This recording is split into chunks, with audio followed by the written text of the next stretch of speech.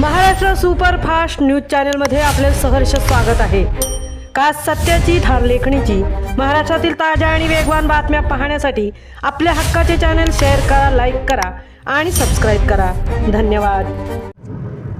पोलादपूरमधील 67 मतदान केंद्रांवर सुरळीतपणे मतदान। चाकरमान्यांची निर्णायक मते दुपारनंतर बूथवर थेट येणार असल्याने टक्केवारी वाढण्याची शक्यता। पोलादपूर तालुक्यातील 67 मतदान केंद्रांवर सकाळपासून शांततेत मतदानाला सुरुवात झाली। ग्रामस्थांनी सकाळपासून मतदान करण्यास गर्दी केली आहे। त्यातच दुपारनंतर चाकरमान्यांची निर्णायक मते ही थेट बूथवर येणार असल्याने टक्केवारी वाढण्याची शक्यता वर्तवण्यात येत आहे।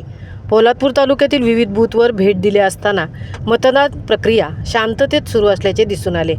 तालुक्यातील पळचिल बूथवर 75 वर्षीय ज्येष्ठ वयोवृद्ध मतदार पोलादपूर पंचायत समितीचे माजी उपसभापती यांनी व्हीलचेअरद्वारे मतदान केंद्रावर त्यांना आणण्यात आले।